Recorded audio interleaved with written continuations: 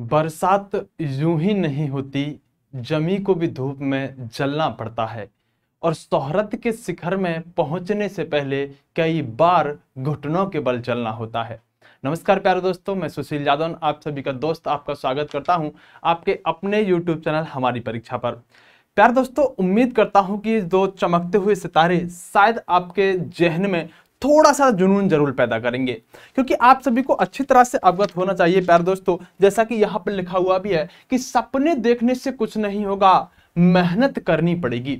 जिन बच्चों ने भी उत्तर प्रदेश के लिए फॉर्म डाला है, जो बच्चे उत्तर प्रदेश पुलिस एसआई के लिए तैयारी कर रहे हैं, और जो अभी जिन्होंने फॉर्म भी नहीं डाला है, जो तैयारी कर भी रहे होंगे, कुछ ऐसे भी महान भाव होंगे, आज का ये बेहतरीन सा वीडियो मैं आप सभी के लिए यूपी एसआई के लिए लेकर आया हूं। जिस यूपी एसआई में प्यारे दोस्तों आज बहुत सारी चीजों पर मैं आपसे बात करने वाला हूं। जैसे कि भर्ती कोर्ट में जा चुकी है, और कोर्ट का मतलब है, घबराइएगा मत, कोर्ट का मतलब है कि जिन बच्चों को आयु सीमा में छूट चाहिए थी, उन बच्चों का क्या मामला अभी कोर्ट में चल रहा है।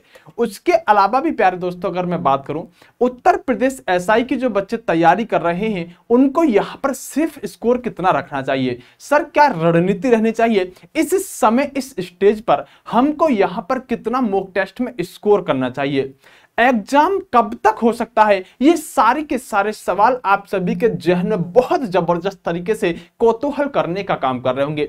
लेकिन सभी जवाबों के लिए मैं आप सभी के सामने उपस्थित हुआ हूं, आपकी एक एक बात का जवाब मैं आपको दूंगा, और हर उस बात को मैं आपको समझाने की कोशिश करूंगा जो कि सटीक रणनीति हो सकती है, सही तरीका हो सकता है एग्जाम क्वालिफाई करने का। आज की वीडियो प्रमुख रूप से उत्तर प्रदेश एसआई के लिए रहने वाली है, लेकिन आप इस वीडियो को और भी अन्य भी देख सकते हैं, क्योंकि कहीं ना कहीं रणनीति पर जब हम बात करते हैं तो युद्ध लड़ने की रणनीति तो एक ही रहती है, बस युद्ध आपका अलग अलग हो जाता है। प्यारे दोस्तों, आपको मैं बताना चाहता हूं कि मैंने अपनी कम्युनिटी पर एक पोस्ट डाला था, जिसके अंतर्गत सिर्फ मैंने आपसे यह जानना चाहा था कि प्यारे दोस्तों, आप मुझे से सभी कौन से एग्जाम पर टाइम टेबल, रणनीति और उस भर्ती की जानकारी पर वीडियो चाहते हो। तो आप सभी ने यहां पर लगभग 49% छात्रों ने, कितने, लगभग 49% छात्रों ने सिर्फ इस बात के लिए मुझसे कहा कि सर यूपी एसआई, यानी कि इससे अंदाजा लगा सकता हूं कि अगर मैं पहले ये कोई पोस्ट डालता था तो और एग्जामों के लिए लगभग 49% अगर आपने यहां पर किसकी मांग की है, यूपी एसआई। इसका मतलब आप अब थोड़ा सा बड़ा सोचने लगे हैं, और निश्चित रूप से सोचना भी चाहिए हर विद्यार्थी को। उत्तर प्रदेश यानी यूपी एसआई के लिए आपने यहां पर मांग करी थी कि सर 50% से ज्यादा बच्चे इस बात को कह रहे थे, सर यूपी एसआई चमकते हुए दो सितारे आपको हमें अपने सपने में नजर आ रहे हैं, इसलिए आप यूपी एसआई पर कोई वीडियो लेकर आइए। तो प्यारे दोस्तों, आइएगा, बहुत सारी चीजों पर मुझे आपसे बात करनी है, और उन सब चीजों पर मैं आप सभी से बात करने के लिए आया हूं।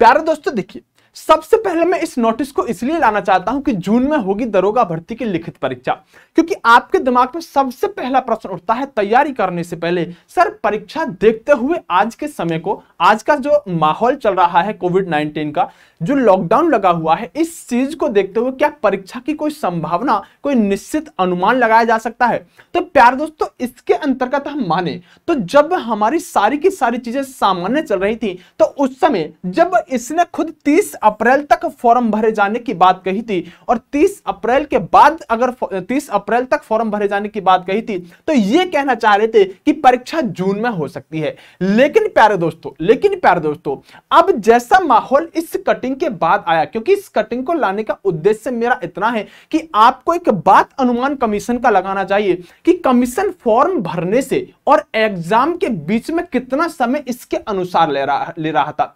यानी 30 अप्रैल से अगर यहां फॉर्म बंद होते इसके अनुसार, तो जून में परीक्षा कराते, यानी कि आपको सिर्फ एक महीने का, यानी अप्रैल के बाद मई का अगर जून के लास्ट में भी होता, तो मैं मानता हूं इस कटिंग के आधार पर, हालांकि ये कटिंग बिल्कुल सही मुझे लगती है, क्योंकि इसके अंदर सारी चीजों पर सटीकता है, चाहे वैकेंसी की बात करें, चाहे यहां पर हम ईयर की बात करें, सारी चीजों पर एकदम सटीक बात कही गई थी। इसका मतलब आपको लगभग 2 महीने का समय कमीशन देने की तैयारी में था, कि कमीशन 2 महीने आपको तैयारी के लिए देना चाहता था।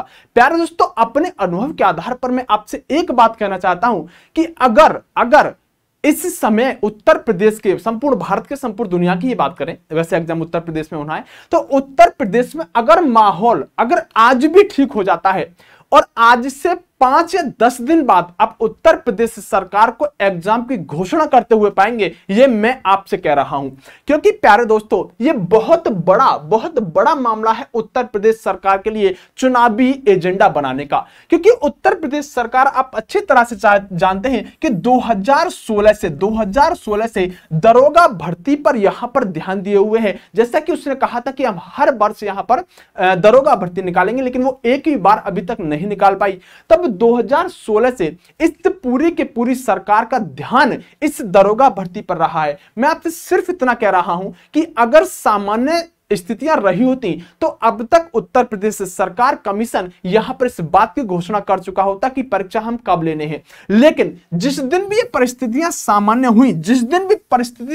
हुई, उसके 10 दिन बाद आप देख लीजिएगा कि कमीशन आपको यह कहते हुए पाया जाएगा कि आपकी एग्जाम की डेट तब आ चुकी है, उस दिन हम एग्जाम लेंगे।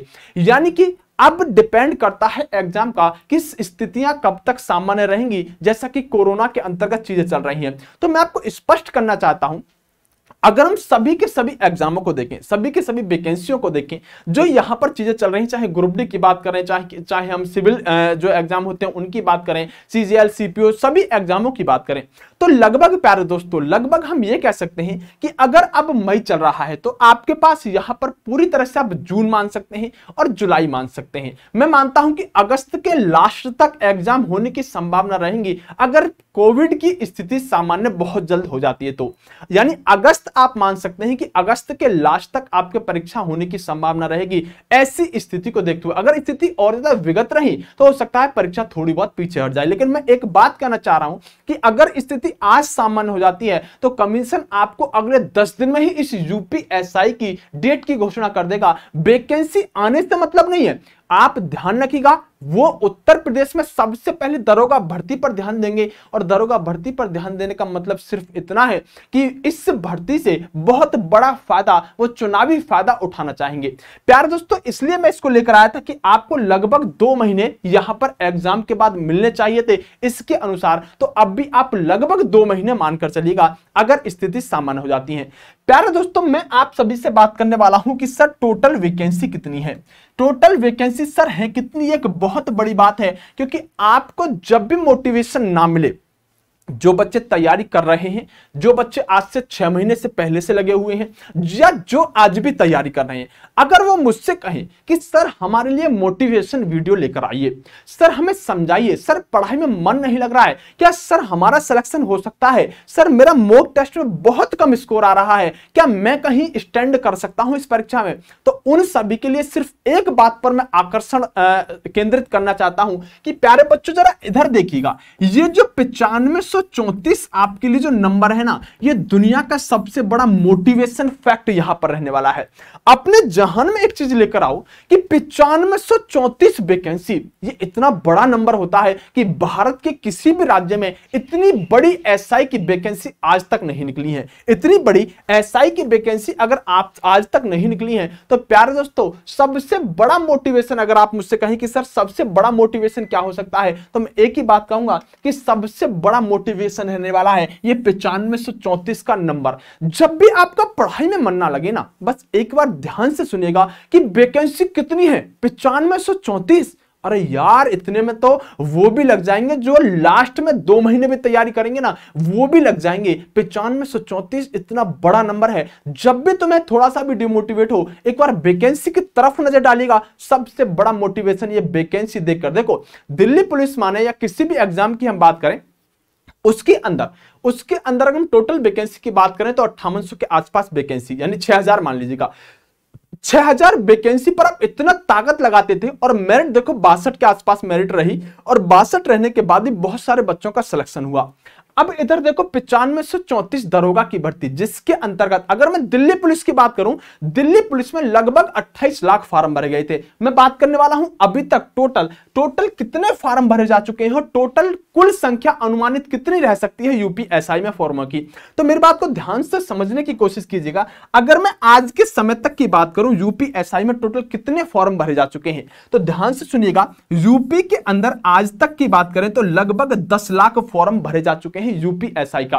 28 लाख दिल्ली पुलिस में भरे गए थे, यहां सिर्फ 10 लाख भरे जा चुके हैं। और सबसे अहम बात यह है कि इस वैकेंसी का जो कोर्ट में जाने का कारण रहा है, कोर्ट में जो ये गई है, जो 21 से 28 उम्र लेते थे बच्चों ने कहा है कि जब सर आप 2016 से इस वैकेंसी को लेकर आ रहे थे, तो 2016 से अगर आप इस 2021 में लेकर आए हो, तो जो इसके बीच के जो बच्चे हैं, जो ओवर एज हो गए हैं, उनको एक बार यहां पर मौका देना चाहिए। तो जब ये वैकेंसी कोर्ट में गई, तो कोर्ट ने यहां पर जो अपना आदेश सुनाया, यानी सरकार से जब जवाब तलब किया गया, तो सरकार ने कहा कि हम इस वैकेंसी में इसलिए लेट लतीफ हुए क्योंकि जो भर्ती इससे पहले वाली थी वो कोर्ट में चल रही थी, 2016 से पहले वाली जो थी यूपीएसआई की, उसकी वजह से हम लेट लतीफ हुए हैं, जो कि एकदम निराधार आधार माना जा सकता है कि इस बात से बच्चों की क्या गलती है कि पीछे वाली वैकेंसी अगर कोर्ट में चल रही थी, तो इससे ओवरेज होने वाले बच्चों की क्या गलती है, इससे भर्ती कमीशन को जवाब देना चाहिए कि आखिरकार वो भर्ती कैंसिल क्यों हो रही थी। हालांकि मैं इस बात को कहने की कोशिश कर रहा हूं कि अगर 2016 वाली भर्ती कोर्ट में जाने का तलब दिया गया है सरकार के द्वारा, तो सरकार भी चाहती है कि जो बच्चे ओवरेज हो चुके हैं उन बच्चों को भी एक मौका मिलना चाहिए। यानी कि मेरा भी अनुमान ऐसा है कि शायद उन बच्चों को जो इस भर्ती के लेट आने की वजह से जो ओवरेज हुए हैं, मुझे सरकार की तरफ से देखने में लगता है कि शायद इस भर्ती बोर्ड भी उनको एक मौका देने के यहां पर फिराक में है। तो अगर इन बच्चों को मौका मिल जाता है, तो टोटल फार्मों की संख्या कितनी रहेगी सर? और अभी तक टोटल फार्मों की संख्या कितनी हो चुकी है? देखो 10 लाख फॉर्म लगभग अभी तक भरे जा चुके हैं। लगभग आप ये कह सकते हैं 90% बच्चा, या 95 भी कह सकता हूं, 95% बच्चा तो इस वैकेंसी में फॉर्म डाल चुका है। डेट बढ़ी है, ज्यादा फर्क नहीं पड़ेगा, फॉर्म तो पहले ही भरे जा चुके थे। लगभग 90 से 95% बच्चा फॉर्म भर चुका है। टोटल 10 लाख फॉर्म अनुमानित यहां पर भरे जा चुके हैं। मैं मानता हूं कि चलिएगा 1 लाख फॉर्म और भर जाएंगे, यानी 11 लाख फॉर्म हो सकते हैं। जब अगर हम लास्ट तक की बात करें, आने वाले 15 दिनों में 1 लाख और बढ़ जाएंगे।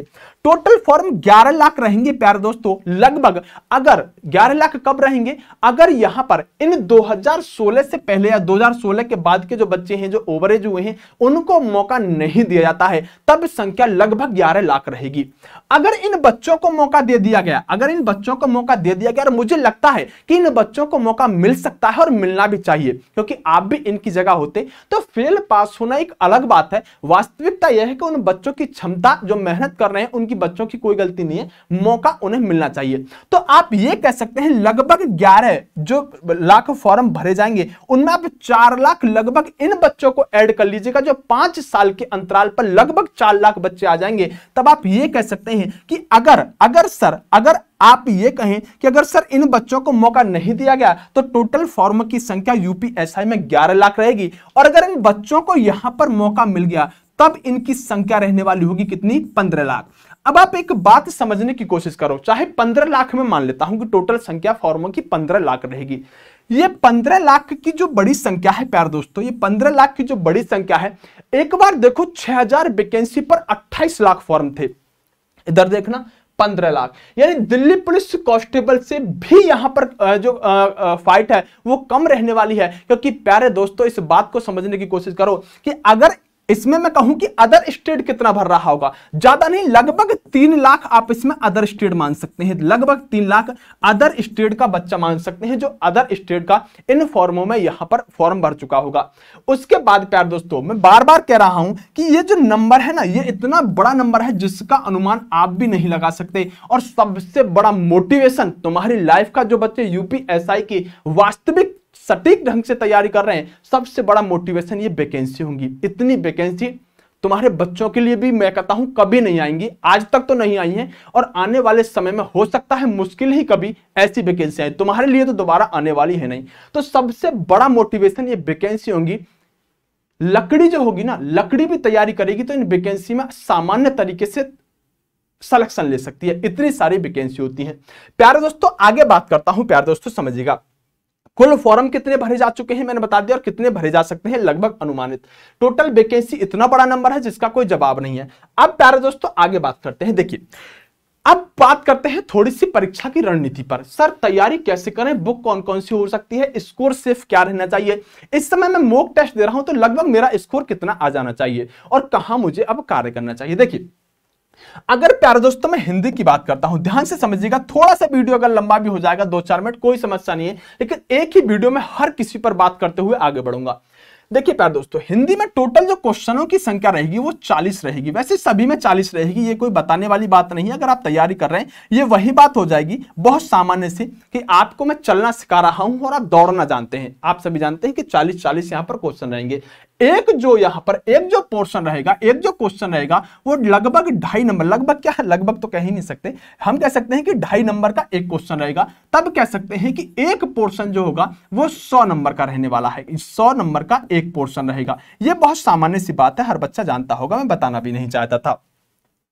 प्यारे दोस्तों एक बात समझने की कोशिश कीजिएगा, हिंदी और रीजनिंग, ये हिंदी और रीजनिंग जो दो चीज मैं आपको बताने की कोशिश कर रहा हूं ना, ध्यान से समझने की कोशिश कीजिएगा। एक तो मैं इसमें हिंदी पर मार्क करता हूं और एक रीजनिंग पर मार्क करता हूं। ये दोनों सब्जेक्ट आपके स्कोरिंग रहते हैं अगर हिंदी एक झेल वार्डन लेवल की नहीं पूछी जाएगी तो। हो सकता है हिंदी उस लेवल की पूछ कर जाए कि हिंदी ही धड़ाम कर दे, लेकिन आपको अभी किस पर फोकस देना चाहिए, अभी आपको फोकस देना आप हिंदी और रीजनिंग। अगर आप मुझसे कहें कि सर सबसे ज्यादा स्कोरिंग सब्जेक्ट कौन सा रहेगा, तब मैं कहूंगा हिंदी और रीजनिंग यहां पर स्कोरिंग सब्जेक्ट रहने वाला होगा। अगर इन दोनों के बाद कोई चीज रहेगी तो इन दोनों के बाद सिलेक्शन कराने में सबसे ज्यादा सहयोग करेगा प्यारे दोस्तों मैथ। बताऊंगा क्यों। प्यारे दोस्तों रीजनिंग और हिंदी में आपका स्कोर एक बेहतरीन स्कोर होना चाहिए। अगर आप सबसे ज्यादा फोकस किसी चीज पर देना चाहते हैं तो दोनों सब्जेक्टों पर देना होगा। अब मैं बात करता हूं सर सामान्य रूप से ये दोनों तो हमको सिलेक्शन नहीं दिला सकते, इन दोनों पर हम कभी इतना फोकस दे दिया कि इन दोनों में तो लाकर रख दिया हमने यहां पर 40 में से 40 क्वेश्चन, ठीक, बाकी धड़ाम हो गए और चीजों में तो कोई मजा आने वाला जिंदगी में है नहीं, क्योंकि आप जानते हैं ये बैंक के पैटर्न पर होने वाला एग्जाम है। और मैं आपको एक बात और बताना चाहता हूं कि जितने भी एग्जाम अब हो रहे हैं सभी के सभी बैंक के एग्जाम को, जो एग्जाम होता है उसके पैटर्न को फॉलो कर रहे हैं। क्योंकि आप बैंकिंग का जब आप कोई प्रैक्टिस सेट लगाएंगे, बैंकिंग की चीजों को देखेंगे तो उसमें कैलकुलेटिव हर चीज होती है, मैथ रीजनिंग वगैरह। आप पिछले कोई भी आप देखिए एसएससी का, कांस्टेबल का, तो उसमें कैलकुलेटिव चीजों को बहुत ज्यादा पूछा जा रहा है, जैसे कि आपने कांस्टेबल तक के एग्जामों में देखा होगा।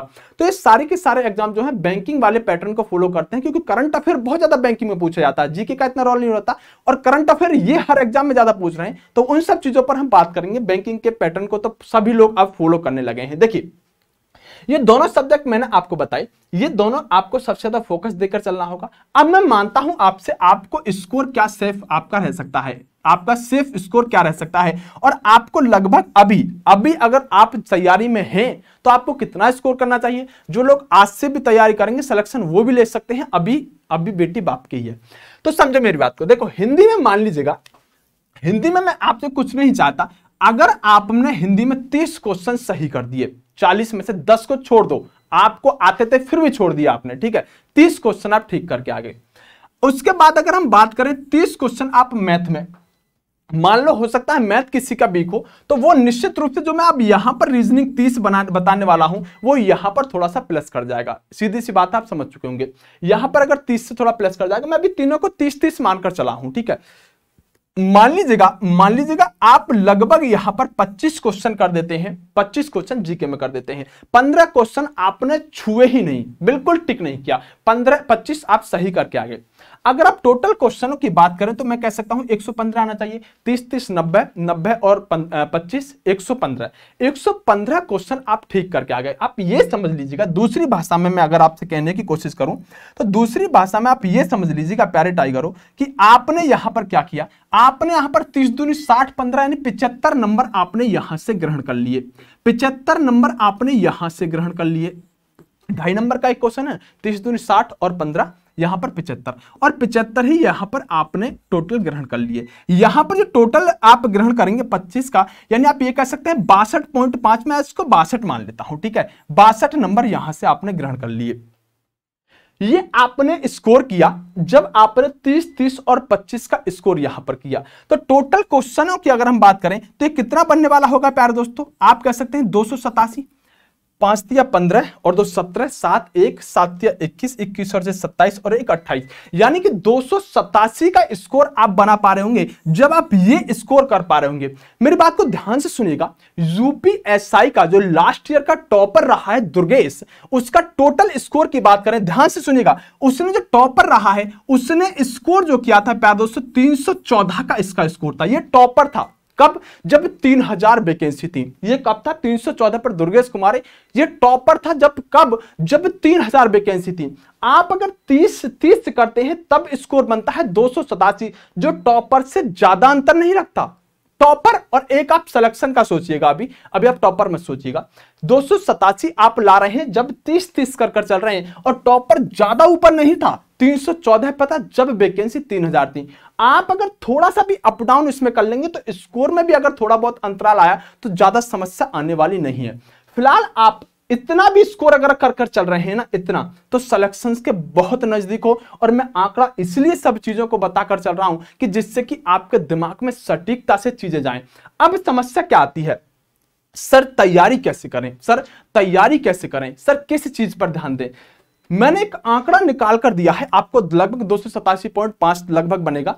लेकिन आप अब ये देखो कि क्या आप इस 30 की जगह हो सकता है कि मैथ में सर 10 ही कर पा रहे हो, मैथ में 30 क्वेश्चन की जगह 10 ही कर पा रहे हो। तो मैं अब बताने आने वाला नहीं हूं तुमको कि तुमको कहां वर्क करना है, तुमको आंखें खोल के दिख जाना चाहिए कि मुझे वर्क कहां करना है। मान लीजिएगा आप हिंदी में सिर्फ 20 स्कोर कर रहे हैं, तो निश्चित रूप से आपकी आंखें खुल जानी चाहिए कि आपको अब स्कोर कहां पर करना है। अगर आप 30 की जगह हिंदी में 20 ही कर पा रहे हैं तो प्यार दोस्तों एक वह तरीका हो सकता है जो आपको सबसे सटीक तरीके से इस स्कोर के आधार पर चलने के बाद जो आपको अब बताएगा कि आपको सबसे तैयारी किस पोर्शन पर करनी चाहिए। आप इस पैटर्न को थोड़ा सा फॉलो करके चाहिएगा। देखिए जीके में मैंने जो माना है स्कोर अभी सिर्फ 25 माना है, आप इसमें कम भी कर सकते हैं तो और दूसरी जगह पर रीजनिंग आदि में आप बढ़ा सकते हैं, इस बात में कोई दो राय नहीं है। प्यार दोस्तों जरा समझने की कोशिश कीजिएगा, कुछ चीजों पर मैं बात कर लेता हूं। देखिए अगर प्यार दोस्तों बात करते हैं, चलिए अगर प्यार दोस्तों बात करते हैं बुक के बारे में, तो देखिए मैं इसी स्लाइड पर दोबारा आना चाहता हूं। इसके अंदर क्या होगा, जीके, पॉलिटी और मूल विधि भी इसी के अंदर होगा। तो देखो मैथ की क्लास के लिए आपको कोई समस्या होने वाली नहीं है। राहुल देशवाल एकेडमी पर भी आप जाएंगे, जबरदस्त मैथ आपको पढ़ाया जा रहा है। एक बात ध्यान से समझिएगा, मेरी को कड़वी है लेकिन सच है, ये दोनों जो एग्जाम के लेवल है ना, हिंदी मैथ, ये अच्छे लेवल के आएंगे इसलिए क्योंकि आपको ये बात समझनी होगी कि जो आज के समय में कोई भी आप जिससे भी मैथ पढ़ रहे हैं, आप ये देखिएगा कि कांस्टेबल लेवल का पढ़ाने में और इस लेवल के पढ़ाने में क्या कोई अंतर रहा है? बिल्कुल नहीं रहा होगा। समझ लो बेवकूफ आप बन रहे हो। आप इस मैथ को एक अच्छे लेवल का पढ़ के चलोगे, जैसे राहुल सर आदि पढ़ाते हैं, आप बेहतरीन एक बार में समझ जाओगे कि लेवल क्या है। मैं बार बार कह रहा हूं कि बैंकिंग लेवल को अगर ये एसएससी फॉलो कर रहा है तो कैलकुलेटिव चीजें रहेंगी, और अगर कैलकुलेटिव चीज रहेंगी तो आपको यह मैथ में ना ये चांद तारे दिखा देगा, अगर आप सही स्तर की तैयारी नहीं लेकर चल रहे। मैं कहता हूं इस समय आपका जो एक एक पसीने की बूंद गिरेगी ना रण में, वो आने वाले एग्जाम में जब तुम बैठोगे तो खून के बराबर काम करेगी। इसका मतलब सिर्फ इतना है कि आप इस समय इतना बेहतरीन करके चलो कि आने वाले टाइम में आपको यह देखने की आवश्यकता ना पड़े कि मैथ कैसा आ गया। इसलिए अच्छे सर से पढ़ोगे, अच्छा बेस्ट करके चलोगे और स्कोर अच्छा करोगे। तो प्यार दोस्तों यही सारी बातें करनी थी। बुक के बारे में मैं अभी कोई बात करने वाला नहीं हूं, क्योंकि आप अगर मॉक टेस्ट में इतना कर पा रहे हो, आपने तैयारी कहीं से भी कैसे भी कर लिया, नोट्स पढ़ लिए हैं, कुछ भी पढ़ लिया है, इन सब चीजों पर मैं अभी बात नहीं करूंगा। इतना करूंगा कि जीके पर ज्यादा ध्यान मत देना, पॉलिटी पर बहुत ज्यादा ध्यान देकर चलना, पॉलिटी प्लस मूल विधि। एक किताब में मूल विधि के लिए बता देता हूं, चलो आपको अगर आप समस्या नहीं हो तो आपको कोई मूल विधि के लिए किताब बता देता हूं, क्योंकि मूल विधि को लोग यहां पर इतना ज्यादा लाइट लेकर चल रहे हैं। 50-50 क्लासों में मूल विधि कोई पूरी करा रहा है, मैंने सुना तो मैं तो धक रह गया। मूल विधि के लिए घटना चक्र आता है, उसका यूपीएसआई के नाम से ही घटना चक्र। ये यूपीएसआई का घटना चक्र ले लो, कुछ मत सुनो।